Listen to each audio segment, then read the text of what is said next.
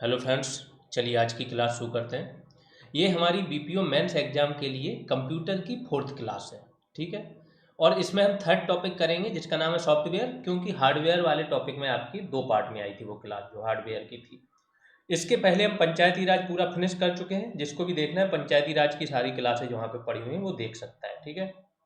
Software देखो बहुत ज़्यादा इंपॉर्टेंट इसलिए हो जाता है क्योंकि जिन लोगों का भी टेक्निकल बैकग्राउंड नहीं है उन्हें प्रॉब्लम होती है। ऊपर के जो नॉमिनल टर्म्स होते हैं वो तो उन्हें आ जाते हैं। सॉफ्टवेयर क्या होता है, जिसे हम छू नहीं सकते हैं, जिस पे प्रोग्राम रन करता है, कंप्यूटर चलता है। बट जैसे ही इंटरनल क्वेश्चंस पूछे जाते हैं वो उनसे गलत हो जाते हैं। तो सॉफ्टवेयर हम उस डिटेल में करने वाले हैं। ध्यान रखना कि अगर कोई सीएस वाला बंदा भी है तो जो नॉमिनल जानकारी उसके पास होती है वो सारी आपके पास आ जाएगी आज। कि प्रोग्राम किसे कहते हैं, सोर्स कोड किसे कहते हैं, कब वो मशीन कोड बनता है, कंपाइलर क्या होता है, असेंबलर का क्या काम होता है, वो सारी चीज़ें देखेंगे बहुत अच्छे से डिटेल में। तो बस इसे ध्यान से समझ लेना। देखो यहाँ पे क्लासेस समझना आपके लिए इसलिए इजी हो जाता है कि जितना कंटेंट या जो चीज़ें लोग कम से कम नहीं तो 3 आवर्स की क्लास में पढ़ाते हैं वो यहाँ पे 30 से 40 मिनट में हो जाता है। ठीक है। प्लस फिल्टर होके आता है कंटेंट जो आपके लिए बिल्कुल ज़रूरी है, एग्जाम ओरिएंटेड वही मिलता है आपको। ये सारे टीचरों को नहीं पता है। कुछ स्टूडेंट क्या करते हैं कि वो जैसे कल कुछ कमेंट आ रहे थे कि सर एमसीक्यूज भी करा दो, प्रैक्टिस भी करा दो। एक बोल रहा था कि सर एमसीक्यूज के हिसाब से भी पढ़ा दो 2 4 क्लास। देखो आपके पढ़ने का तरीका बहुत सारे टीचरों ने खराब कर दिया। वो बिल्कुल भी तरीका नहीं होता है एमसीक्यूज फॉर्म में पढ़ना अगर आप पहली बार पढ़ाई कर रहे हो। एमसीक्यूज फॉर्म में सिर्फ प्रैक्टिस होती है। जब आप इस तरीके से पढ़ रहे होते हो तो आपको लाइफ में वो चीज़ एक बार ही पढ़नी होती है। और जब आप एमसीक्यूज फॉर्म में पढ़ रहे होते हो तो हर एग्जाम के लिए आपको फिर से पढ़ना पड़ता है, जीरो से शुरू करना पड़ता है। बस इतना ध्यान रखो।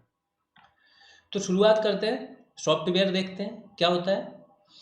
सॉफ्टवेयर देखो सिंपल सी बात है कि जो प्रोग्राम, एप्लीकेशन, ये सारी चीज़ें सॉफ्टवेयर के ही रूप हैं। मतलब सॉफ्टवेयर ही बोला जाता है, सब एक ही है। तो सॉफ्टवेयर प्रोग्रामों, नियम, क्रियाओं का वह समूह है जो कंप्यूटर सिस्टम के कार्यों को नियंत्रित करता है। कंप्यूटर क्या, एक मशीन है। वो मशीन बेजान है अगर उसमें कोई सॉफ्टवेयर नहीं है तो वो कुछ भी अपने से वर्क नहीं कर सकती। सिर्फ आप चालू कर दो कंप्यूटर द्वारा। जैसे फैन है, फैन आपका चल जाएगा, आपने चलाया, स्विच ऑन किया, चल जाएगा। कंप्यूटर में भी आपने जो चलाया तो कंप्यूटर के सारे वो ऑन हो जाएंगे, जो उपकरण लगे हैं। कंप्यूटर का फैन ऑन हो जाएगा, लाइट जल जाएगी, जो भी एलईडी हो। लेकिन जब इसको आप कोई उपयोग में लाना है, इससे कोई काम कराना है तो आपको निर्देश देना होगा। और जो आप निर्देश देते हो वो सॉफ्टवेयर के थ्रू ही देते हो। ठीक।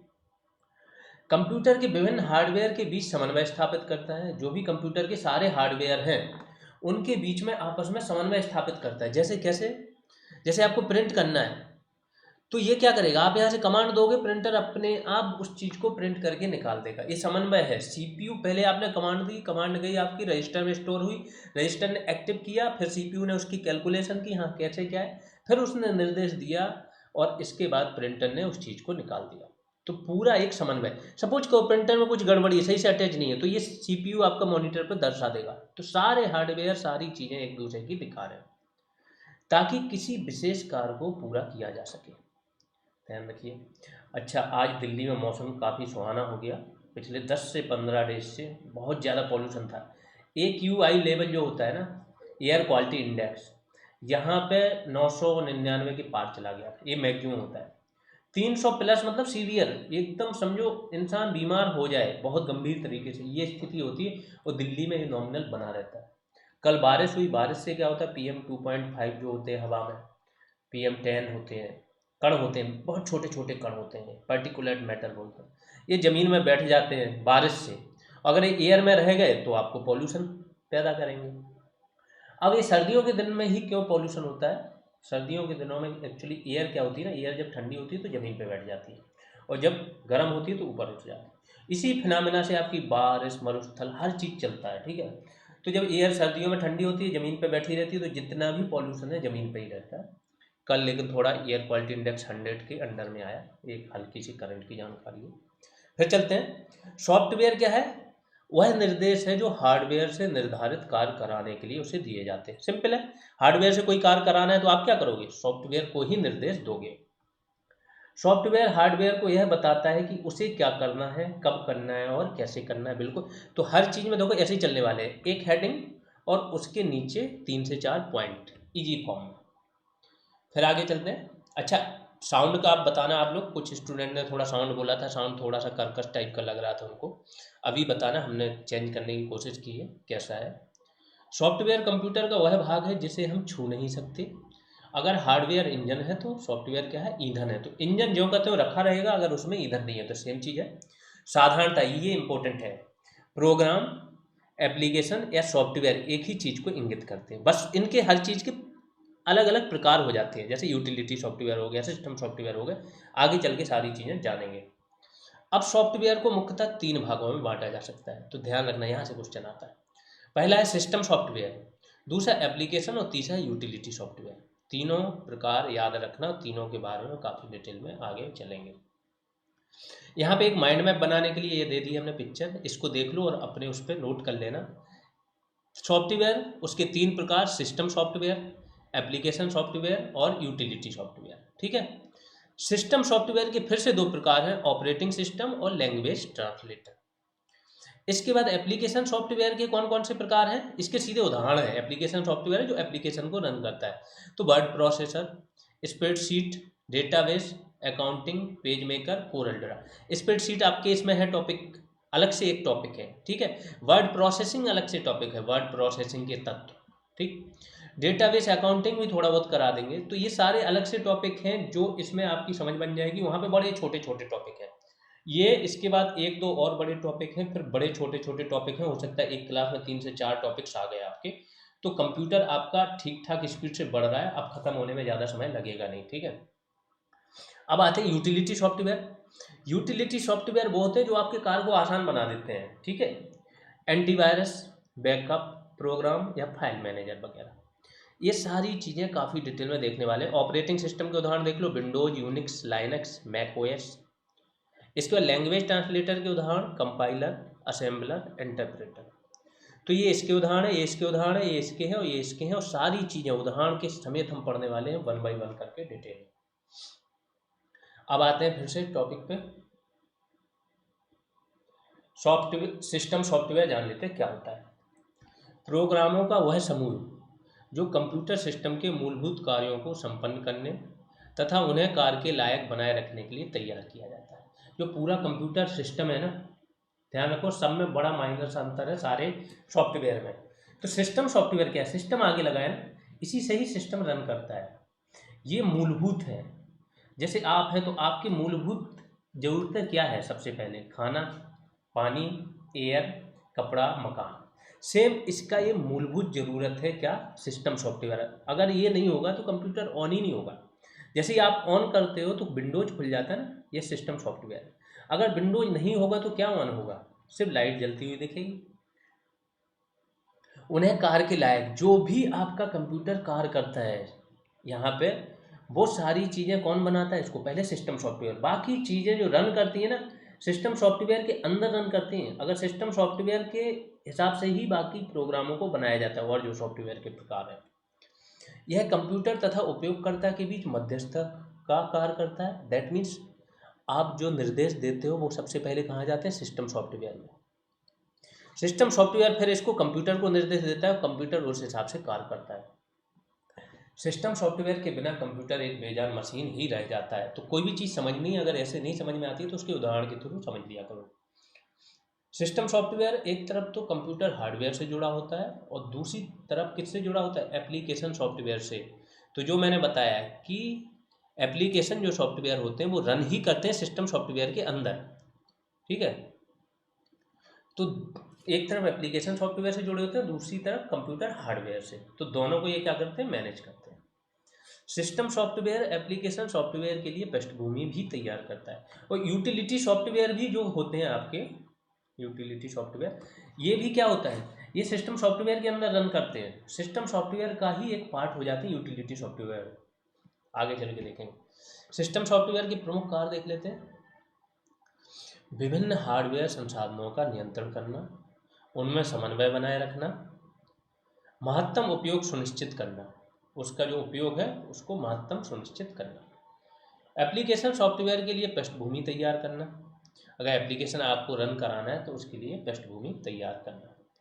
पेरिफेरल डिवाइसेज जो है आपके, इनका समन्वय तथा नियंत्रण करना। तो पेरीफेरल डिवाइसेज मैंने बता दिया था आपको क्या होते हैं, जो बाहर से जुड़ते हैं, कीबोर्ड, माउस, इसके बाद आपका जो बोलते हैं प्रिंटर हो गया, कोई भी चीज़ हो गया, डिस्प्ले जो आप जोड़ते हो, वो सारी चीज़ें पेरीफेरल डिवाइसेज होते हैं। सिस्टम सॉफ्टवेयर के उदाहरण देख लो कौन कौन से, ये इंपॉर्टेंट है। DOS, disk operating system, MS DOS करके आया था, सबसे शुरुआती था ये। इसमें क्या है, कमांड आप खुद से ही देते थे, कमांड लिखते थे CD करके, ये तभी चलता था। अभी क्या होता है ना, ये लिखा है न्यू सेक्शन, क्लिक करोगे खुल जाएगा। डॉस में ऐसा नहीं होता था। डॉस में एक कॉलम ऐसा बना होता था, यहाँ पे आप कमांड ब्लैक कलर का होता था, व्हाइट में लिखा जाता था। यहाँ पे आप जैसे ही कमांड दोगे और इंटर मारोगे तब वो चीज़ खुलेगा। तो जो न्यू सेक्शन खोलना है ना, तो इसकी कमांड आप खुद से लिखते थे, ये होता था। फिर दूसरा विंडोज आया। विंडोज आपका क्या हो गया, जोग्राफिकल नहीं, graphical user interface, GUI, graphical की जगह जोग्राफिकल निकल आता है हर बार, ठीक है। तो जो ग्राफिकल यूजर इंटरफेस क्या है, ये वाला सॉफ्टवेयर है, जहाँ पे जो चीज़ चाहिए उसके आइकन मिल जाएंगे, उसका मेनू मिल जाएगा, आपने क्लिक किया काम हो जाएगा। तो विंडोज इसी पे बेस्ड था, यूनिक्स भी इसी पे बेस्ड था, मैसिंटॉश भी एक सिस्टम सॉफ्टवेयर का उदाहरण है। ये सारे उदाहरण हैं किसके, सिस्टम सॉफ्टवेयर के।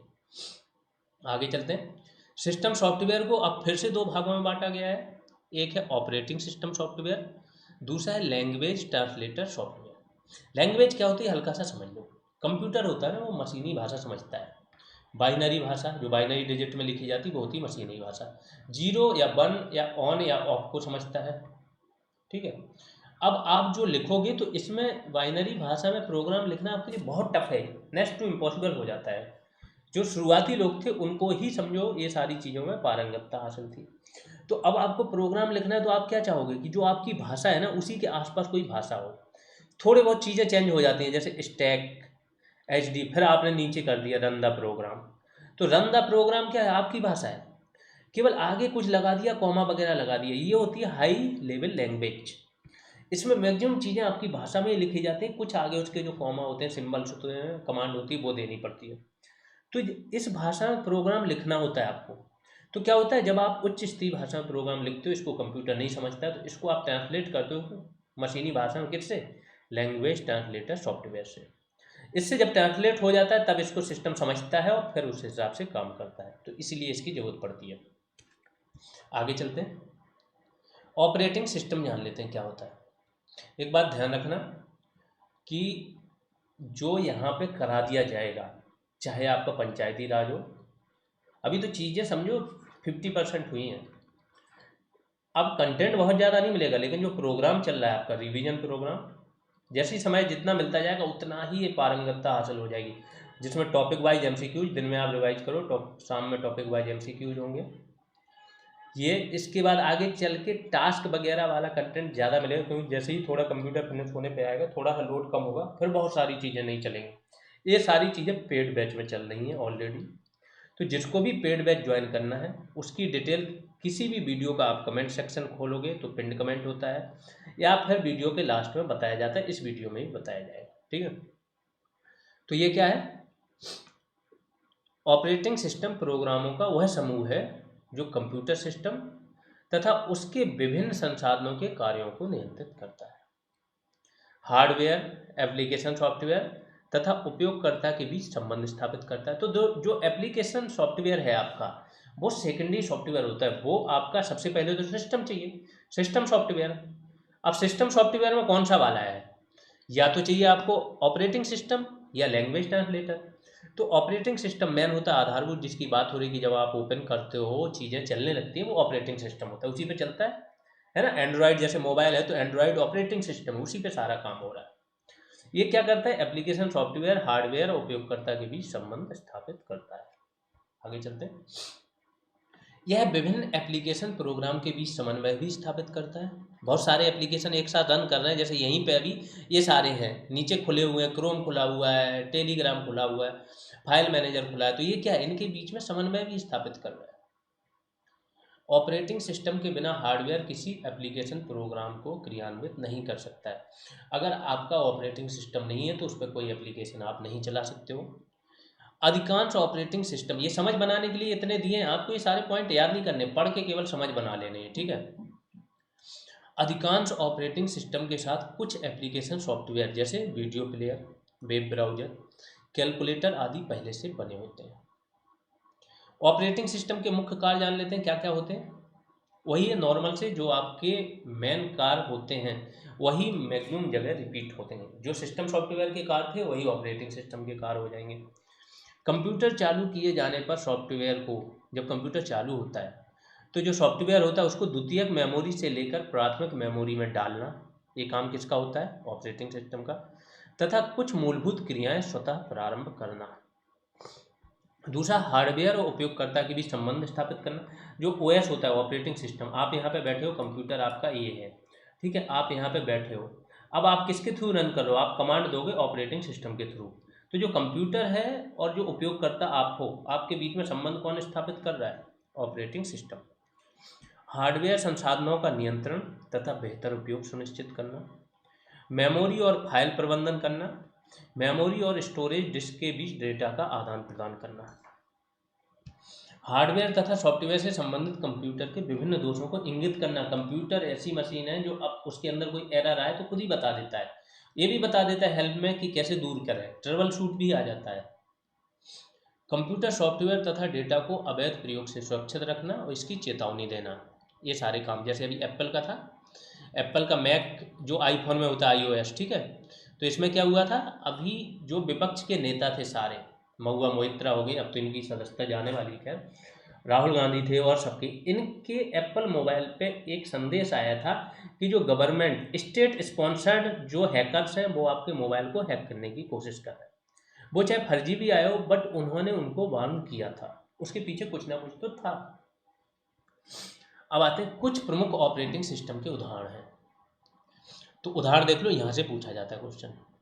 MS-DOS, Microsoft disk operating system, Apple का Mac operating system, Microsoft Windows तो हर व्यक्ति ही यूज करता है, इसके बहुत सारे फॉर्मेट आए हैं, तो विंडोज 95, XP आया था एक 98, 2000, ME क्या है? Millennium, XP, Windows Vista, Windows 7, 10 और इस टाइम 11, ठीक है। यूनिक्स, लाइनक्स, जेनिक्स, ये भी आए हैं। ओपन सोर्स ऑपरेटिंग सिस्टम है ये सारे, यूनिक्स, लाइनक्स, और ये फ्री है, ध्यान रखना, कोई भी व्यक्ति इनमें चेंज भी कर सकता है, इनका जो सोर्स कोड है ना वो सबके लिए अवेलेबल है। एंड्रॉयड ऑपरेटिंग सिस्टम, ये मोबाइल के लिए है। आगे चलते हैं, ऑपरेटिंग सिस्टम के प्रकार जान लेते हैं। कितने प्रकार के ऑपरेटिंग सिस्टम होते हैं? एक होता है बैच प्रोसेसिंग ऑपरेटिंग सिस्टम। ये सारा कंटेंट ना इतना डिटेल में आपको बहुत कम जगह मिलेगा। तो बैच प्रोसेसिंग ऑपरेटिंग सिस्टम क्या होता है? जैसे इसके नाम से, बैच को प्रोसेस करता है।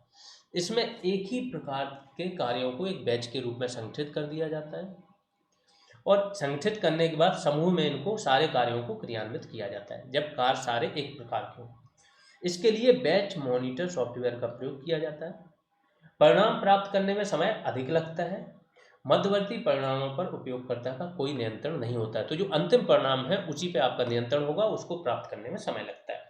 उपयोग कहाँ कहाँ होता है? ऐसे सिस्टम का प्रयोग ऐसे कार्यों के लिए किया जाता है जिसमें मानवीय हस्तक्षेप की आवश्यकता नहीं होती, मतलब किसी व्यक्ति को देखना ना पड़े, बार बार चेक ना करना पड़े, एंटर ना करना पड़े, ठीक है, तो वहाँ पे ऐसे सॉफ्टवेयर का यूज होता है।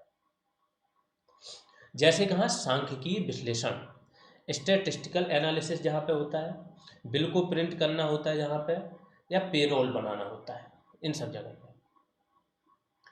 अगला आते हैं मल्टी प्रोग्रामिंग ऑपरेटिंग सिस्टम। जैसे इसके नाम से ही कई सारे प्रोग्राम रन हो सकते हैं।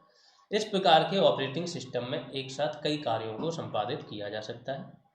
इसके लिए विशेष हार्डवेयर या सॉफ्टवेयर की आवश्यकता होती है। इसमें कंप्यूटर की जो मुख्य मेमोरी होती है ना उसका आकार बड़ा होना चाहिए, क्योंकि एक साथ कई सारे प्रोग्रामों को क्या है आप रन करा रहे हो, ताकि मुख्य मेमोरी का कुछ हिस्सा प्रत्येक प्रोग्राम के लिए आवंटित किया जा सके। अगला आते हैं टाइम शेयरिंग ऑपरेटिंग सिस्टम, बहुत इंपॉर्टेंट है, ध्यान रखना। इस ऑपरेटिंग सिस्टम में एक साथ कई उपयोगकर्ता, जिन्हें टर्मिनल भी कहते हैं। अब ये देखो स्टैटिक पोर्शन है, ध्यान रखना फिर से, स्टैटिक पोर्शन से क्वेश्चन कम आते हैं लेकिन कभी कभार पूछ देते हैं ठीक ठाक मात्रा में। स्टैटिक पोर्शन जब आपको पता होता है ना तो आप बाकी की चीज़ें 2 दिन में भी कवर कर पाते हो। तो आधारभूत नॉलेज आपको होना चाहिए कंप्यूटर का, ध्यान रखना, इसीलिए ये चीज़ें आपको कराई जा रही है डिटेल में, कि जो भी चीज़ पढ़ो एक बार पढ़ो, उसके बाद केवल रिवीजन की जरूरत पड़े, बार बार कंटेंट खोजने की जरूरत ना पड़े। ठीक है। इंटरेक्टिव मोड में कार्य करते हैं जिनमें प्रोग्राम के क्रियान्वयन के बाद प्राप्त परिणाम को तुरंत दर्शाया जाता है। प्रत्येक जो उपयोग करता है इसको संसाधनों के साझा उपयोग के लिए कुछ समय दिया जाता है, जिसे टाइम स्लाइस या क्वांटम कहते हैं। अगला देखते हैं रियल टाइम सिस्टम। इस ऑपरेटिंग सिस्टम में निर्धारित समय सीमा में परिणाम देने के महत्व को समझाया जाता है, महत्व को दिया जाता है परिणाम देने को, ठीक है, जो निर्धारित समय सीमा है उसमें। इसमें एक प्रोग्राम के परिणाम का दूसरे प्रोग्राम में इनपुट डेटा के रूप में यूज किया जाता है। इसलिए टाइम का बड़ा महत्व है कि जब एक परिणाम आ जाए, कोई एक प्रोग्राम है उसका परिणाम आ जाए तो उसको दूसरे प्रोग्राम में क्या है, इनपुट डेटा के रूप में यूज किया जाएगा। इस ऑपरेटिंग सिस्टम का प्रयोग उपग्रहों के संचालन, हवाई जहाज के नियंत्रण, परमाणु भट्टियों, वैज्ञानिक अनुसंधान, रक्षा, जहाज चिकित्सा, रेलवे आरक्षण आदि में किया जाता है। Linux operating system real time operating system का उदाहरण है। तो ये कौन सा रियल टाइम ऑपरेटिंग सिस्टम, बहुत इंपॉर्टेंट है, ध्यान रखना। सारे मेन जगह यही यूज होता है। उपग्रहों का संचालन हो, जो सैटेलाइट है, जो MCF है, मास्टर कंट्रोल फैसिलिटी हासन में है एक तो आपकी, और भोपाल में भी है, ठीक है। यहीं से सारे उपग्रह क्या है कंट्रोल किए जाते हैं, जो इसरो करता है। तो उपग्रहों के संचालन, इसके बाद हवाई के नियंत्रण, हवाई जहाज होगा यहाँ पे, परमाणु भट्टी, वैज्ञानिक अनुसंधान, रक्षा चिकित्सा और रेलवे आरक्षण, इन सब में क्या होता है, यूज होता है। और लाइनक्स इसका उदाहरण है। फिर एकल ऑपरेटिंग सिस्टम, इसके नाम से ही समझ में आ रहा है कि केवल एक व्यक्ति इसको ऑपरेट कर सकता है। और क्या है इसका उदाहरण, डायरेक्ट एग्जांपल पढ़ लो, MS-DOS डिस्क ऑपरेटिंग सिस्टम। आगे चलते हैं। एकल मल्टीटास्किंग ऑपरेटिंग सिस्टम। एकल तो है ऑपरेटिंग सिस्टम, लेकिन कई सारे टास्क आप इसके साथ कर सकते हो। एक व्यक्ति यूज कर रहा है लेकिन एक साथ कई सारे टास्क परफॉर्म कर सकते हो, जैसे कि मैं इसको कर रहा हूँ अभी, ठीक। तो इस प्रकार के सिस्टम में प्रोसेसर द्वारा एक साथ कई कार्य संपादित किए जाते हैं। इसमें प्रोसेसर अपना कुछ समय सभी चालू प्रोग्राम को देता है, मतलब एक ही व्यक्ति यूज करेगा लेकिन एक साथ कई कार्य कर सकता है। MS वर्ड भी खोल सकता है, एवरनोट भी खोल सकता है, OBS स्टूडियो खोल सकता है, सारे काम कर सकता है, वीडियो भी चला सकता है, तथा सभी प्रोग्राम साथ साथ संपादित होते हैं। यह टाइम शेयरिंग सॉफ्टवेयर का ही एक प्रकार है। तो जो ऊपर आपने टाइम शेयरिंग पढ़ा था ना, उसका ही एक प्रकार है। Microsoft Windows single user multitasking software का उदाहरण है। मल्टी प्रोसेसिंग सिस्टम अगला है। इसमें एक साथ, अब मल्टी प्रोसेसिंग है तो कई सारे लोग यूजर एक साथ जोड़ सकते हैं। इसमें एक साथ दो या अधिक प्रोसेसर को आपस में जोड़कर इनका उपयोग किया जाता है। कार्य संपादित करने की गति में इससे वृद्धि हो जाती है, क्योंकि जितने ज़्यादा माइक्रो प्रोसेसर आप लगा दोगे तो गति में तो बिल्कुल वृद्धि होगी। आप रैम बढ़ा दो, केवल रैम बढ़ा दो तो गति में वृद्धि हो जाती है, SSD कार्ड लगा दो तो गति में वृद्धि हो जाती है। इसमें एक साथ दो अलग अलग प्रोग्राम या एक ही प्रोग्राम के भाग क्रियान्वित किए जा सकते हैं और इसे पैरेलल प्रोसेसिंग भी कहा जाता है। इसको, ये जो फिनोमेना है कि एक साथ दो अलग अलग प्रोग्राम या एक ही प्रोग्राम के दो भागों, इन्हें एक साथ क्रियान्वित आप कर सकते हो, और इसको ही पैरेलल प्रोसेसिंग कहते हैं। और पैरेलल प्रोसेसिंग आपका पूछा जाता है। एम्बेडेड ऑपरेटिंग सिस्टम क्या है? देखो, कोई भी आपने उपकरण खरीदा, वो अपने आप काम कर रहा है, आपने केवल स्विच दबाया, तो इसके अंदर क्या लगा है, इसको कहीं ना कहीं से निर्देश मिल जाते हैं अपने आप, ये काम कर रहा होता है। तो इसमें लगा होता है आपका एम्बेडेड सिस्टम या माइक्रो कंट्रोलर। किसी उपकरण के भीतर स्थित प्रोसेसर के प्रयोग के लिए बना operating software embedded operating system कहलाता है। कहाँ? उपकरण के भीतर। यह सॉफ्टवेयर प्रोसेसर के भीतर ही उसकी रोम में स्टोर किया जाता है। रोम मतलब जो मेमोरी है, इंटरनल मेमोरी होती है, लेकिन रोम बोला जाता है। इसमें रीड ओनली मेमोरी, इसमें चेंज वगैरह नहीं कर सकते हो, ठीक है। स्थिर मेमोरी है, स्थायी मेमोरी। माइक्रोवेव ओवन आपने यूज किया होगा, washing machine, DVD player, electronic घड़ी, इन सब में क्या है, इसी का ही एम्बेडेड सिस्टम का प्रयोग किया जाता है। यहाँ पे आपके ऑपरेटिंग सिस्टम क्या हुए, समाप्त हुए। ऑपरेटिंग सिस्टम समाप्त होगा। दूसरा इसका एक पार्ट था सिस्टम सॉफ्टवेयर का, कौन सा? लैंग्वेज ट्रांसलेटर सॉफ्टवेयर, वो स्टार्ट होता है। क्या होता है लैंग्वेज ट्रांसलेटर सॉफ्टवेयर? मैं बता चुका पहले ऊपर कि कंप्यूटर केवल क्या होता है, बाइनरी अंक जो होते हैं 0 या 1, ऑन या ऑफ, इनको समझ सकता है। अब बाइनरी अंक में जो निर्देश या सॉफ्टवेयर प्रोग्राम है, इसको मशीन जब समझती है तो इसको क्या बोला जाता है, मशीनी भाषा। मशीनी भाषा में ही समझा जाता है, ठीक है। तो कंप्यूटर केवल मशीनी भाषा को समझ सकती है, और मशीनी भाषा उसे बोला जाता है जो प्रोग्राम आपका बाइनरी डिजिट में लिखा जाए। कंप्यूटर मशीन जो है, तो वो मशीन भाषा में लिखे प्रोग्राम को समझकर क्रियान्वित रन करती है।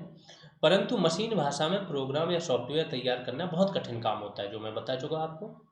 इससे बचने के लिए क्या होता है, सॉफ्टवेयर प्रोग्राम को उच्च स्तरीय भाषा, हाई लेवल लैंग्वेज, दो टाइप की भाषा होती है, लो लेवल लैंग्वेज भी होती है और हायर लेवल लैंग्वेज भी होती है, इनमें लिखे जाते हैं। ये जो ऑपरेटिंग सिस्टम वाले प्रोग्राम होते हैं वो लो लेवल लैंग्वेज में लिखे जाते हैं, और बाकी सारे प्रोग्राम, एप्लीकेशन प्रोग्राम आपके हायर लेवल लैंग्वेज। इसे लैंग्वेज ट्रांसलेटर सॉफ्टवेयर द्वारा मशीन में बदला जाता है। तो जो लैंग्वेज ट्रांसलेटर सॉफ्टवेयर है वो क्या करता है, मशीन भाषा में बदलता है हायर लेवल लैंग्वेज में लिखे हुए प्रोग्राम को। बस इतना ध्यान रखो। आगे चलते हैं। अच्छा, ये पेड बैच की जानकारी है।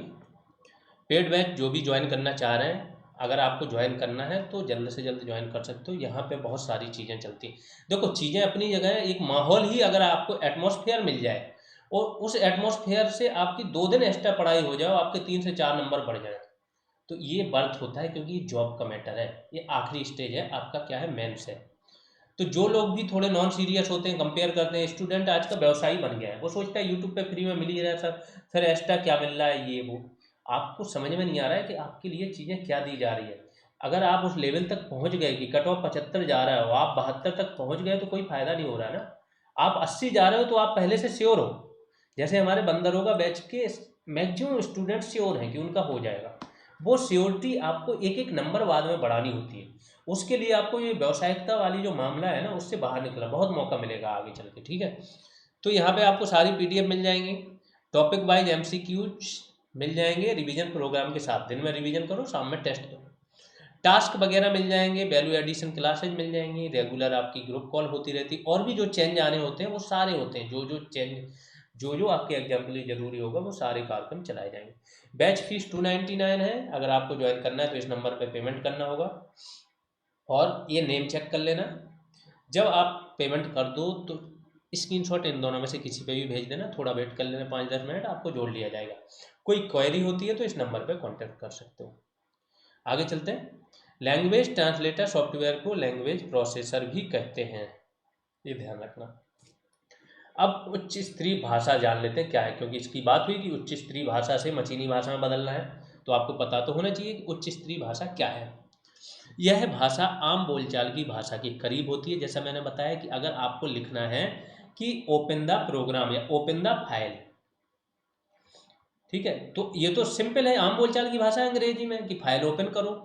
आगे आपको थोड़ा सा कमांड देनी होगी, सीडी करके, स्टैक, जो उनके कॉमा, इन्वर्टेड कॉमा ये होते हैं, वो कमांड दे दो और आगे लिख दो ओपन द फाइल। तो आपकी भाषा के बिल्कुल करीब है। कुछ आगे पीछे की कमांड याद करनी पड़ती, बिल्कुल नॉर्मल दे दें तो हर आदमी प्रोग्रामर बन जाए। अतः इस भाषा में प्रोग्राम तैयार करना अपेक्षाकृत आसान होता है। उच्च स्तरीय भाषा में तैयार प्रोग्राम को लैंग्वेज ट्रांसलेटर द्वारा, ये समझना, यही आपका क्रक्स है पूरे इसका लेक्चर का, कि जो उच्च स्तरीय भाषा है इसमें जो प्रोग्राम तैयार किया जाता है, इसको क्या, लैंग्वेज ट्रांसलेटर सॉफ्टवेयर, जो आप पढ़ रहे हो ये टॉपिक, इसके द्वारा कौन सी भाषा में, मशीन भाषा में परिवर्तित कर किसी भी कंप्यूटर में इसको चलाया जा सकता है, रन किया जा सकता है। उच्च स्तरीय भाषा में तैयार किया गया प्रोग्राम क्या कहलाता है, सोर्स प्रोग्राम, जिसे बोलते हैं सोर्स प्रोग्राम या सोर्स कोड। जबकि ट्रांसलेटर सॉफ्टवेयर द्वारा पहले उच्च स्तरीय भाषा में ये प्रोग्राम है, तैयार हुआ है, आपने तैयार किया है, तो उस टाइम पे इसे बोला जाएगा सोर्स प्रोग्राम या सोर्स कोड। जब इसको ट्रांसलेटर में आप डालोगे तो वो ट्रांसलेटर क्या करेगा, इसको मशीन भाषा में परिवर्तित कर देगा। जब ये मशीन भाषा में परिवर्तित हो जाएगा तो इसे क्या बोला जाएगा, ऑब्जेक्ट प्रोग्राम या मशीन कोड। तो बस सोर्स कोड, सोर्स को क्या हो, आप हो, व्यक्ति है, और एक कंप्यूटर है, मशीन है। तो पहले जब व्यक्ति ने तैयार किया तो ये क्या होगा, सोर्स प्रोग्राम या सोर्स कोड। जब इसको ट्रांसलेटर द्वारा ट्रांसलेट कर दिया गया मशीनी भाषा में, अब ये हो गया क्या है आपका, ऑब्जेक्ट कोड। ऑब्जेक्ट क्या है आपका, कंप्यूटर। अगली लाइन फिर से इंपॉर्टेंट है। सामान्यतः जो ऑपरेटिंग सिस्टम वाले होते हैं, ऑपरेटिंग सिस्टम समझ गए होगे अब तक तो, ऑपरेटिंग सिस्टम सॉफ्टवेयर का जो प्रोग्राम होता है वो लिखा जाता है निम्न स्तरीय भाषा में, जबकि एप्लीकेशन और यूटिलिटी सॉफ्टवेयर जो होते हैं वो लिखे जाते हैं उच्च स्तरीय भाषा में। तो तीन ही है, सिस्टम सॉफ्टवेयर, एप्लीकेशन सॉफ्टवेयर और तीसरा यूटिलिटी। सिस्टम का भाग कौन कौन सा है आपका? सिस्टम सॉफ्टवेयर का ऑपरेटिंग सॉफ्टवेयर है, ठीक है। आगे चलते हैं। लैंग्वेज ट्रांसलेटर सॉफ्टवेयर तीन प्रकार के होते हैं, जो लैंग्वेज जो मशीनी भाषा में बदलते हैं, ठीक है, जो सोर्स कोड को ऑब्जेक्ट कोड में बदलते हैं, या हायर लेवल लैंग्वेज को किस में बदलते हैं? मशीनी भाषा, मशीन कोड में। ये ध्यान रखो, ठीक। तो ये तीन प्रकार के होते हैं, एक होता है असेंबलर, दूसरा होता है कंपाइलर और तीसरा होता है इंटरप्रेटर। तीनों को ध्यान से समझ लेना। तो सबसे पहले ये आया था, असेंबली भाषा ही आई थी, मशीनी भाषा के बाद दूसरी भाषा जो आई थी असेंबली आई थी, ठीक है, असेंबली भाषा। और फिर हायर लेवल लैंग्वेज आ गई थी तो ये भाषा यूज होने लगी थी। असेंबलर जानते हैं, यह एक सॉफ्टवेयर प्रोग्राम है जो असेंबली या निम्न स्तरीय भाषा में लिखे प्रोग्राम को कहाँ बदल देती है? मशीनी भाषा में। असेंबलर सॉफ्टवेयर असेंबली भाषा में लिखे प्रोग्राम के सोर्स कोड को मशीन या ऑब्जेक्ट कोड में बदलता है। तो इसके लिए क्या है, असेंबलर के लिए असेंबली भाषा होनी चाहिए या लो लेवल लैंग्वेज होनी चाहिए, उसी को ये किस में बदलेगा? आपका मशीन कोड में, मशीनी भाषा में। लेकिन फिर दूसरा आ जाएगा आपका कंपाइलर। कंपाइलर और इंटरप्रेटर किसके लिए होते हैं? हायर लेवल लैंग्वेज के लिए होते हैं। यह एक लैंग्वेज ट्रांसलेटर सॉफ्टवेयर है। क्या करता है?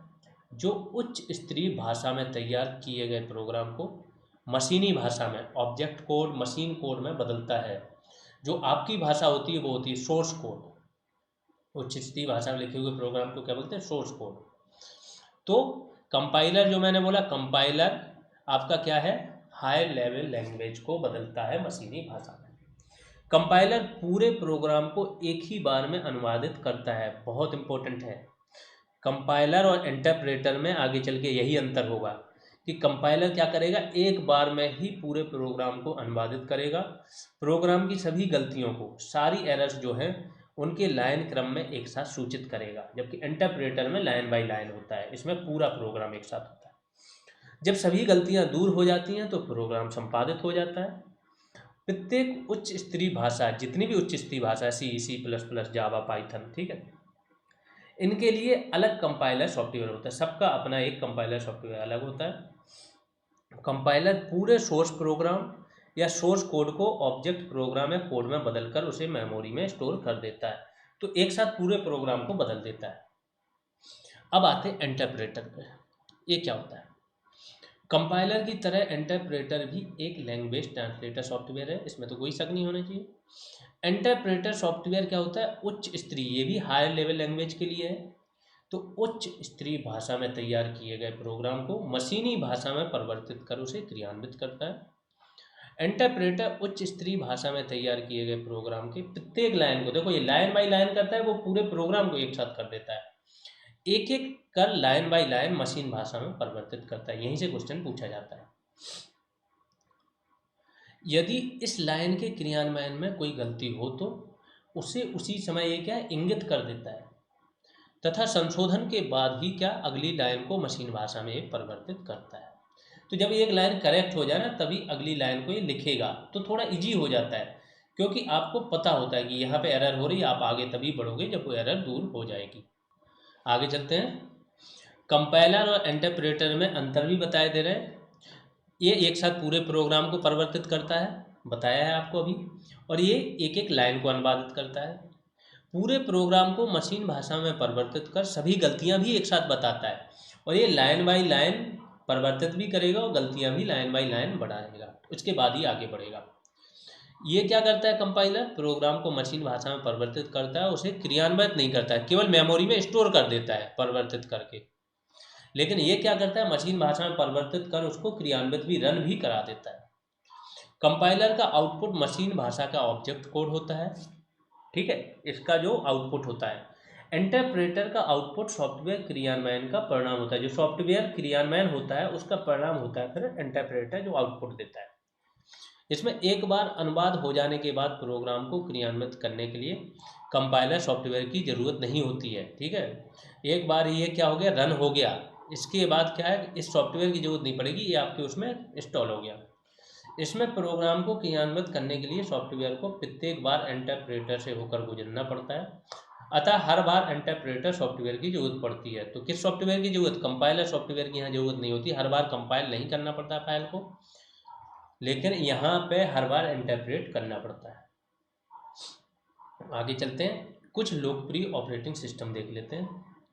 सबसे पहले कौन सा, MS DOS, Microsoft disk operating system. ठीक है, ये थोड़ा सा स्पेलिंग मिस्टेक है, इसको चेक कर लेना। इसमें क्या है, 1981 में माइक्रोसॉफ्ट और IBM द्वारा संयुक्त रूप से इसे तैयार किया गया एकल ऑपरेटिंग सिस्टम था।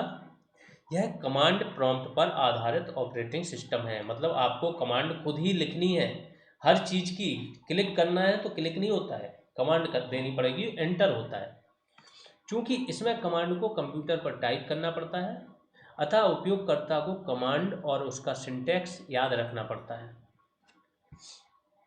ये पूछा जाता है MS DOS एक 16 बिट ऑपरेटिंग सिस्टम, इसलिए ये ज़्यादा चलन में है नहीं, क्योंकि हर चीज़ अब कौन याद रखेगा जब इजी सारी चीज़ें आ गई। दूसरा आया माइक्रोसॉफ्ट विंडोज। माइक्रोसॉफ्ट का ही डॉस था, MS DOS, उसी का ही विंडोज आया। इसने क्या किया, MS DOS की कमियों को दूर करने के लिए 1990 में विंडोज 3 जारी किया। बाद में इसके कुछ संशोधित संस्करण समय समय पर जारी किए। कौन कौन से, Windows 95, Windows 98, Windows ME, Windows XP, Windows Vista 7, 10, 11, ये सब। विंडोज ऑपरेटिंग सिस्टम की कुछ विशेषताएं जान लीजिए, क्या क्या है।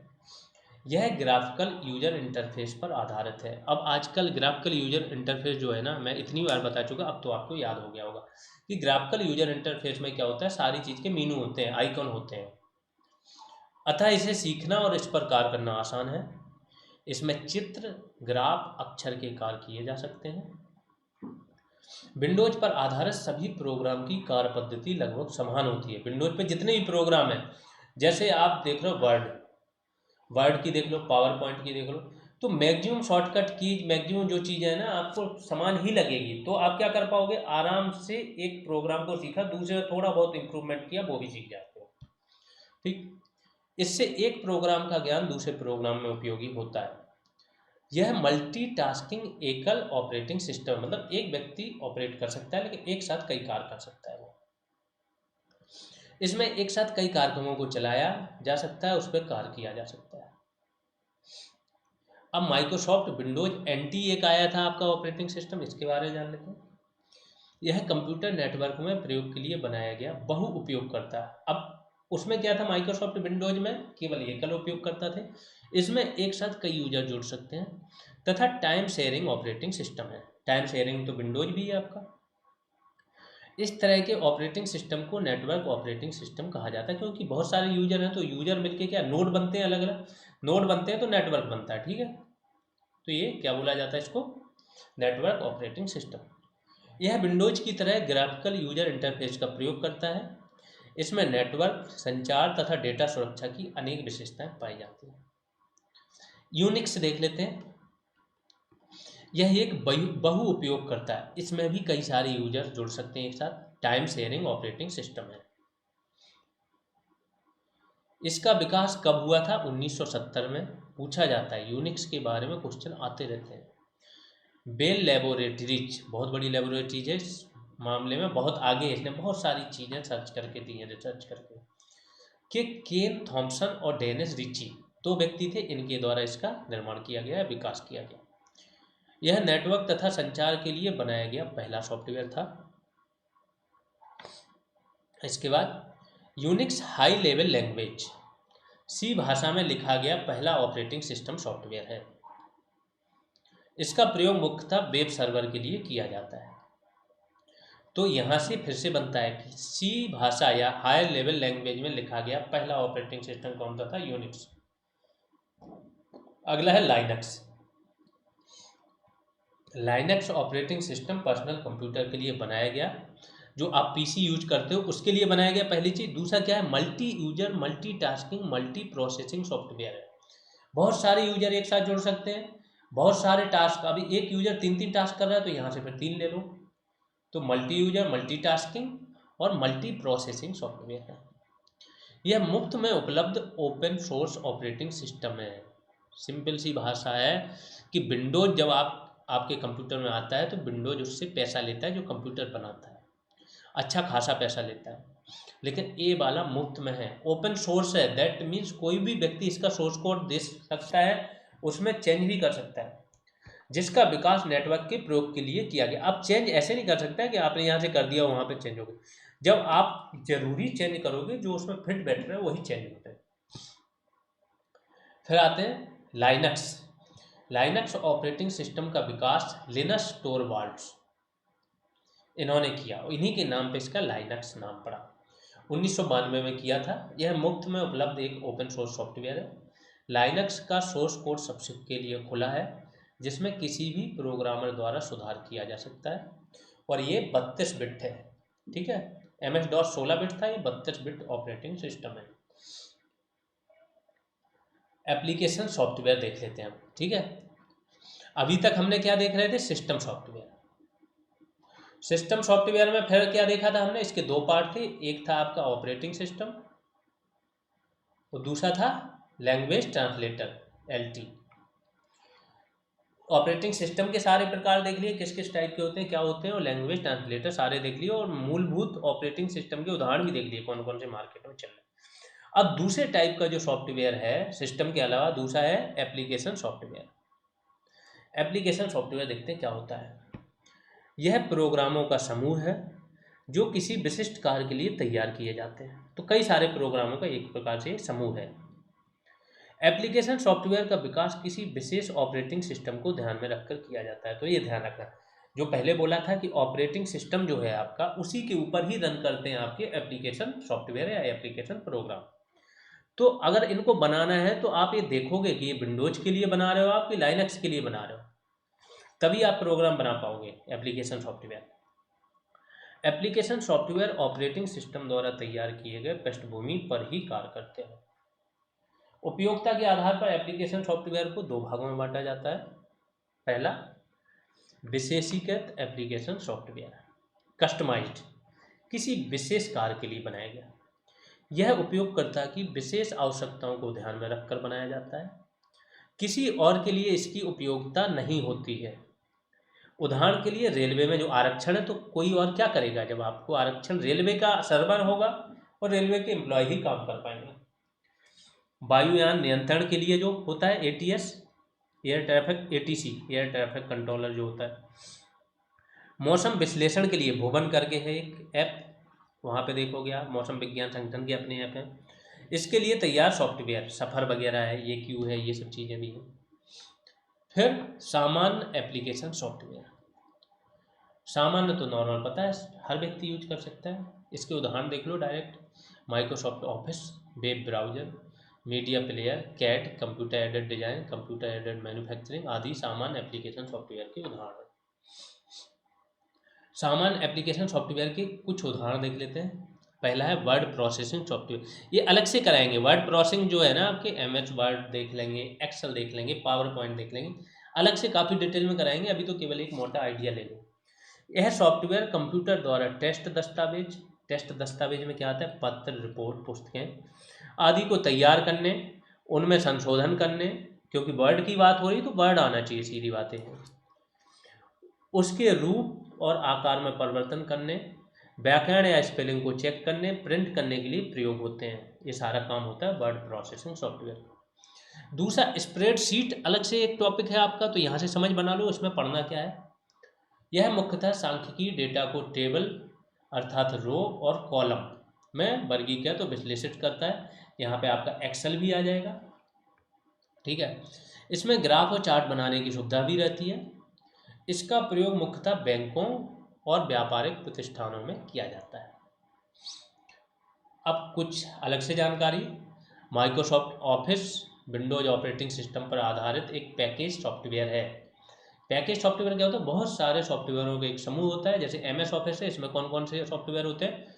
इस पैकेज में MS Word, MS Excel, Microsoft PowerPoint, Microsoft Access, MS Internet explore और भी बहुत सारे होते हैं, ये सब शामिल होते हैं। MS ऑफिस का पहला संस्करण कब आया था? 1990 में। डेटाबेस सॉफ्टवेयर देख लेते हैं क्या होते हैं।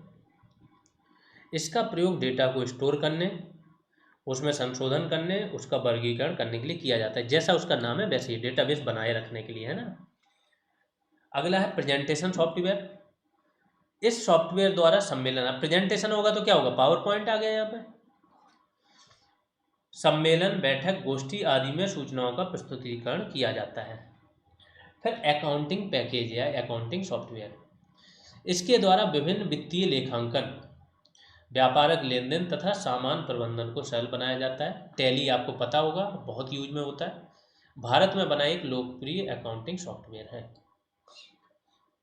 अब अगला आ जाते हैं, यहाँ पे आपके एप्लीकेशन सॉफ्टवेयर समाप्त होते हैं। तो दो प्रकार आप सॉफ्टवेयर के पढ़ चुके हैं, एक सिस्टम और दूसरा एप्लीकेशन। तीसरा चलते हैं, बार बार मैं इसलिए बता रहा हूँ कि आपका माइंड मैप एक बन जाए, आपको याद हो जाए चीज़ें, माइंड मैप बन जाए क्या क्या पढ़ चुके हैं क्या। अगला है यूटिलिटी सॉफ्टवेयर। तीन ही प्रकार के मेन सॉफ्टवेयर होते हैं, इसी के अंदर बाकी सारे सॉफ्टवेयर आते हैं। जैसे सिस्टम के अंदर आ जाएगा आपका ऑपरेटिंग आ जाएगा, दूसरा मशीन लैंग्वेज ट्रांसफर, ठीक है, लैंग्वेज ट्रांसलेटर सॉफ्टवेयर आ जाएगा। तो यूटिलिटी सॉफ्टवेयर देख लेते हैं क्या होते हैं। कंप्यूटर के कार्य को सरल बनाने, उसे अशुद्धियों से दूर रखने तथा सिस्टम के विभिन्न सुरक्षा कार्यों के लिए बनाया गया सॉफ्टवेयर है। तो उसकी सुरक्षा भी करना पूरे सिस्टम की, उसके कार्य को सरल बनाना, उसमें जो एरर है उनको दूर करना। तो जो ऑपरेटिंग सिस्टम है ना, उसका बेस है ये यूटिलिटी सॉफ्टवेयर, ये ध्यान रखना। इसका उपयोग कई एप्लीकेशन सॉफ्टवेयर में किया जा सकता है। यूटिलिटी सॉफ्टवेयर वो होते हैं कंप्यूटर की कार्य क्षमता में वृद्धि कर देते हैं। उदाहरण से समझ में आएगा, कुछ उदाहरण देख लेते हैं इसके। डिस्क फॉर्मेटिंग, यहाँ पे देखो एक चीज़ और लोगों का जो कन्फ्यूजन है वो दूर होगा। लोगों को लगता था डिस्क कोई फॉर्मेट करते हैं तो उसमें से डेटा पूरा डिलीट इरेज हो जाता, बट ऐसा नहीं है। ये क्वेश्चन यहाँ से पूछा जाता है। इसके द्वारा नए मेमोरी डिस्क, कौन कौन से, फ्लॉपी, हार्ड डिस्क या ऑप्टिकल डिस्क, इसके प्रयोग से पहले ऑपरेटिंग सिस्टम के अनुकूल इसे बनाया जाता है।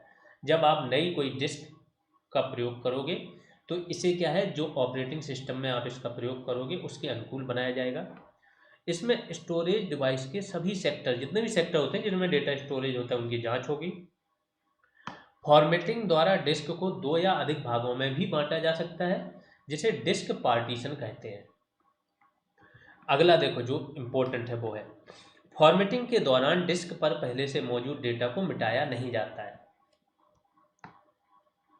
डिस्क क्लीनअप, कई बार क्या होता है, फाइल, बहुत सारी ऐसी फाइल्स होती हैं जिनकी कोई ज़रूरत नहीं होती, वो कॉपी फाइल्स होती हैं, ठीक है, वो स्टोर होती रहती है, मेमोरी घेरती रहती है और स्पीड आपकी फाइनली क्या हो जाती है, स्लो हो जाती है।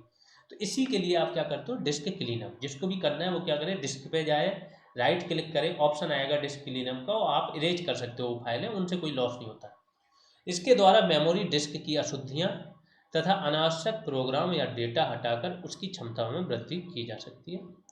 बैकअप प्रोग्राम, नाम से ही क्लियर हो रहा है, यूटिलिटी सॉफ्टवेयर है ये सारे, कि अगर कंप्यूटर की जो मेन मेमोरी है वो क्षतिग्रस्त होने का डर रहता ही है, या वो बंद हो गई, कुछ हो गई, तो आप क्या करते हो, अदर मेमोरी में उसको बैकअप में रखते हो प्रोग्राम को।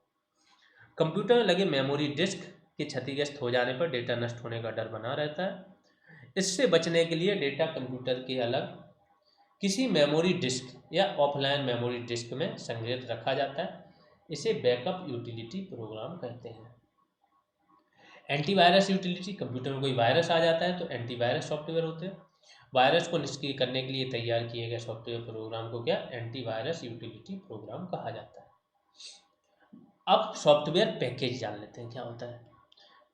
ये अलग अलग हेडिंग्स हैं, इंडिपेंडेंट कुछ टर्म्स हैं जिनके बारे में अब बात करेंगे, ये पूछे जाते हैं, सॉफ्टवेयर के ही पार्ट हैं। किसी विशेष उद्देश्य के लिए बनाए गए अनेक सॉफ्टवेयर का समूह, जिसे उपभोक्ता को एक साथ प्रयोग करने के लिए उपलब्ध कराया जाता है। तो सॉफ्टवेयर का समूह होता है। सॉफ्टवेयर पैकेज की बात हो रही है, अभी हमने MS ऑफिस की बात की, क्या है, पैकेज ही तो है वो। तो उसी का, कि विशेष उद्देश्य के लिए बनाए गए अनेक सॉफ्टवेयर का समूह, जिसे उपभोक्ता को एक साथ प्रयोग के लिए उपलब्ध कराया जाता है, सॉफ्टवेयर पैकेज कहलाता है। MS ऑफिस माइक्रोसॉफ्ट कंपनी द्वारा कार्यालय के प्रयोग के लिए बनाया गया सॉफ्टवेयर पैकेज। रिटेल सॉफ्टवेयर जान लेते हैं क्या, ये टर्म पूछे जाते हैं, ठीक है। फ्री वेयर पूछा जाता है, जैसे किसे बोलते हैं, तो वो आएगा आगे अभी। ऐसा सॉफ्टवेयर जो बाजार में बिक्री के लिए उपलब्ध हो। Microsoft Windows, MS office, tally, ये सब रिटेल सॉफ्टवेयर के उदाहरण हैं। OEM सॉफ्टवेयर, तो पहले तो आपको फुल फॉर्म पता होना चाहिए, original equipment manufacturer software. Hardware company द्वारा हार्डवेयर उपकरण के साथ एक पैकेज के रूप में दिया जाने वाला ये सॉफ्टवेयर है, क्योंकि ये ओरिजिनल है, जो इक्विपमेंट मैन्युफैक्चरर है उसी ने ही बनाया, तो इसे बोला जाता है OEM मैन्युफैक्चरिंग सॉफ्टवेयर। यह सॉफ्टवेयर कई बार देखते हो ड्राइवर आते हैं, जैसे मैंने ये पेन टैब खरीदा या टच पेन खरीदा, तो टच पेन के साथ आपका क्या ड्राइवर आएगा, उनका खुद जिस कंपनी का आपका हो, तो वही इंस्टॉल करोगे आप। यह सॉफ्टवेयर कंप्यूटर हार्डवेयर में पहले से ही स्टोर हुआ हो सकता है। ये भी हो सकता है कि आपके कंप्यूटर हार्डवेयर में पहले से ही स्टोर हुआ हो। पब्लिक डोमेन सॉफ्टवेयर किसे बोलते हैं? ऐसे सॉफ्टवेयर जो उपयोग के लिए मुफ्त में उपलब्ध होते हैं, पब्लिकली उपलब्ध होते हैं, पब्लिक डोमेन सॉफ्टवेयर बोलते हैं। इन्हें शेयरवेयर या फ्रीवेयर भी कहा जाता है। तो पब्लिक डोमेन सॉफ्टवेयर को क्या बोला जाता है? शेयरवेयर, आप शेयर भी कर सकते हो, और फ्रीवेयर, फ्री में उपलब्ध है। पब्लिक डोमेन सॉफ्टवेयर का अधिकार किसी संस्था या व्यक्ति के पास नहीं होता, इंपॉर्टेंट है। पब्लिक डोमेन वाले जो सॉफ्टवेयर होते हैं उनका जो है अधिकार या स्वामित्व किसी एक संस्था या व्यक्ति के पास नहीं होता है। उपयोगकर्ता इसके सोर्स कोड तथा इसके प्रयोग में बदलाव भी कर सकता है। जो उपयोग कर रहा है वो अपने लिए कर सकता है कि उसके सोर्स कोड या प्रोग्राम में बदलाव करके उसको कुछ इम्प्रोवाइज करके अपने लिए यूज कर सकता है। शेयरवेयर देख लेते हैं। ऐसा सॉफ्टवेयर प्रोग्राम जिसे बिना कोई शुल्क चुकाए एक निश्चित समय के लिए, ध्यान रखना ये लगी है यहाँ पे टर्म एंड कंडीशन, बिना शुल्क चुकाए आप एक निश्चित समय के लिए यूज कर सकते हो। इसके बाद क्या करना पड़ेगा? आपको शुल्क देना पड़ेगा। शेयरवेयर इंटरनेट पर मुफ्त उपलब्ध होते हैं, लेकिन ट्रायल अवधि के समाप्त होने के बाद इसका प्रयोग जारी रखने के लिए निर्धारित शुल्क चुकानी पड़ती है। फ्रीवेयर, नाम ही उसका फ्री। ऐसा सॉफ्टवेयर जो बिना कोई शुल्क चुकाए व्यक्तिगत उपयोग के लिए प्रयोग में लाया जा सकता है, फ्रीवेयर कहलाता है। फ्रीवेयर इंटरनेट पर भी मुफ्त में उपलब्ध होता है, परंतु फ्रीवेयर सॉफ्टवेयर का संपूर्ण अधिकार किसके? निर्माता के पास ही रहता है, जो उसका निर्माता है। उपयोगकर्ता को इसके सोर्स कोड में परिवर्तन का अधिकार नहीं होता है। यहाँ पे क्या है? सोर्स कोड में परिवर्तन का अधिकार नहीं है, जबकि पब्लिक डोमेन वाले में क्या था? अधिकार था। टेस्टिंग और डीबगिंग एक टर्म आता है, किसे बोलते हैं? कंप्यूटर प्रोग्राम या सॉफ्टवेयर में पाई जाने वाली त्रुटियों को बग्स बोला जाता है। जो कंप्यूटर जो प्रोग्राम आप बनाते हो ना, उसमें जो एरर्स होती हैं उनको बोला जाता है बग्स, ठीक है। इन त्रुटियों को ढूंढने और उसमें सुधार करने की प्रक्रिया को ही क्या बोला जाता है? डीबगिंग। ये शब्द बहुत बार पूछा जा चुका है, ध्यान रखना। इस कार्य को तैयार करने के लिए या इस कार्य को करने के लिए तैयार किए गए सॉफ्टवेयर को क्या बोला जाता है? डीबगर। त्रुटियों को छोटे सॉफ्टवेयर प्रोग्राम के सहारे ठीक किया जाता है, जिसे पैच कहते हैं। तो छोटे छोटे सॉफ्टवेयर प्रोग्राम होते हैं, उसके द्वारा इसको ठीक किया जाता है और इसे क्या बोला जाता है? पैच। कर्नेल करके एक शब्द यूज होता है, केरनेल। यह किसी ऑपरेटिंग सिस्टम का मूल बिंदु या आधारिक संरचना वाला भाग, मतलब कोई ऑपरेटिंग सिस्टम है उसका आधार है ये। आगे पता चलेगा क्यों। जो सॉफ्टवेयर तथा हार्डवेयर के बीच संबंध स्थापित करता है और उपकरणों का प्रबंधन सुनिश्चित करता है। पूरा ऑपरेटिंग सिस्टम कर्नेल पर आधारित होता है। इससे सॉफ्टवेयर का सोर्स कोड, जो आपका ऑपरेटिंग सिस्टम है उसका सोर्स कोड भी इसे बोला जाता है। फिर अगला टर्म है बायोस। ध्यान रखना, ये बहुत बार पूछा जा चुका है। Basic input output system. Basic input output system इसका फुल फॉर्म है। क्या होता है? यह एक सॉफ्टवेयर है, ध्यान से समझना, आगे चल के बायोस ही सारा काम करेगा और दूसरे टर्म आ जाएंगे, लेकिन काम यही करेगा। यह एक सॉफ्टवेयर है जिसे मदरबोर्ड पर बने स्थायी रोम चिप, नॉन वोलाटाइल है, स्थायी है, तो उसमें रहेगा तो ये डिलीट भी नहीं होगा, ठीक है, उसमें रखा जाता है। इसमें उपयोगकर्ता द्वारा परिवर्तन नहीं किया जा सकता, रीड ओनली मेमोरी है ना। जैसे ही कंप्यूटर ऑन किया जाता है, बायोस क्या करेगा? आपका पासवर्ड और हार्डवेयर की जांच करेगा। अगर आपने सही पासवर्ड डाला है तो आपको क्या एक्सेस दे देगा और ऑपरेटिंग सिस्टम को चालू करता है। इस तरह हार्डवेयर और सॉफ्टवेयर के बीच संबंध स्थापित करता है। नाम ये basic input output software. Input जो आप दोगे वो आउटपुट निकलेगा, तो बायोस बीच में मीडिएटर का काम कर रहा है। Post power on self test. जैसे ही कंप्यूटर ऑन किया जाता है, एक तो फुल फॉर्म याद रखना, फिर इनका काम याद रखना है। बायोस काम कर रहा है, देखो यहाँ पे कंप्यूटर ऑन करोगे आप, बायोस स्वतः ही कंप्यूटर में लगे सभी उपकरणों, memory, keyboard, mouse, printer, hard disk, video display तथा अन्य हार्डवेयर की जांच करता है और इन्हें उपयोग के लायक बनाता है।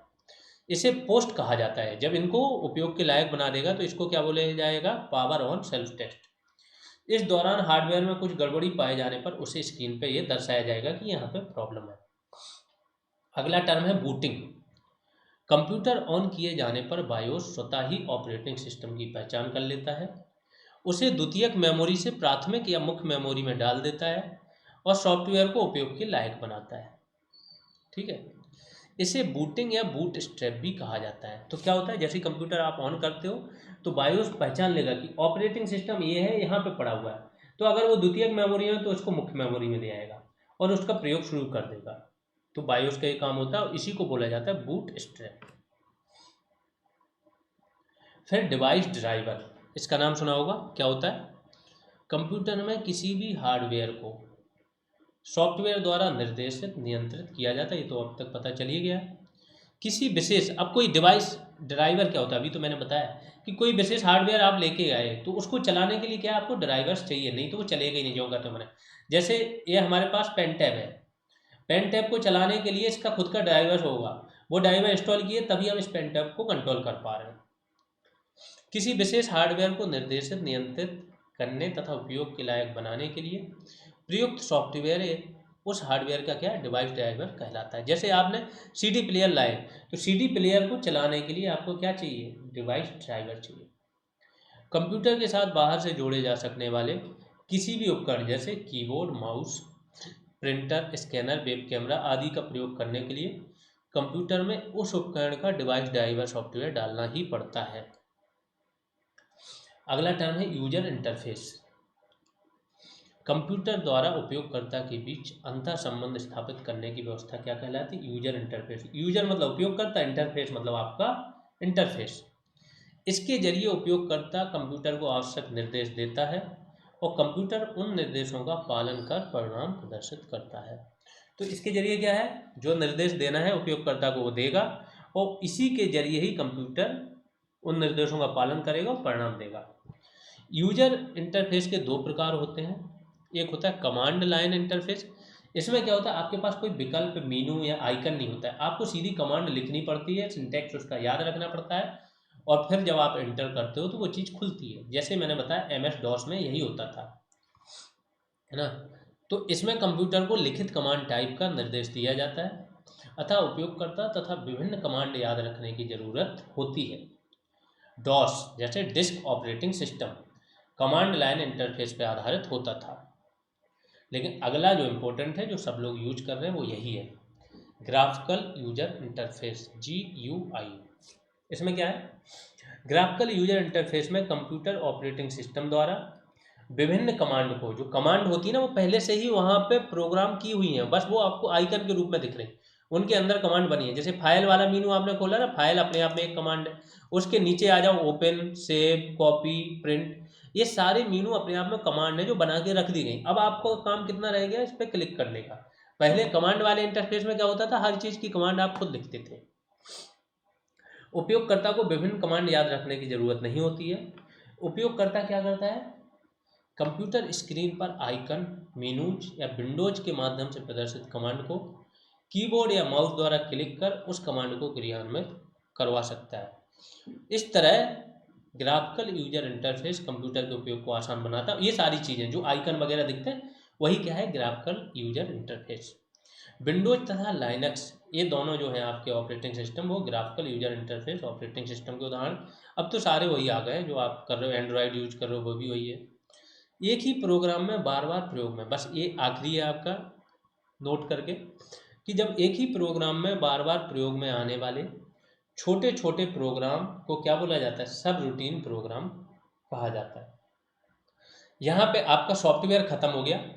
अब आगे चल के जो भी है ना, अब छोटे छोटे टॉपिक्स बचे हैं। सॉफ्टवेयर और हार्डवेयर बड़ा टॉपिक था, इसके बाद जैसे ईमेल हो गया अलग है, इंटरनेट अलग हो गया, ये सब क्या है, वायरस हो गए, बड़े छोटे छोटे टॉपिक हैं, 2-2 3-3 पेज के। तो सब 2-3 टॉपिक भी एक साथ क्लब होके लास्ट में जो आपके टॉपिक फिर से बचेंगे वो फिर एक साथ करा दिए जाएंगे, वो बड़े बड़े हैं, जैसे artificial intelligence, IoT, machine learning, deep learning वगैरह।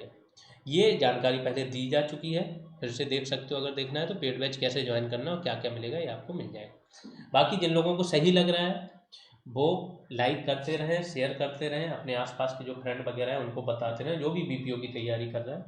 अभी के लिए इतना ही, धन्यवाद।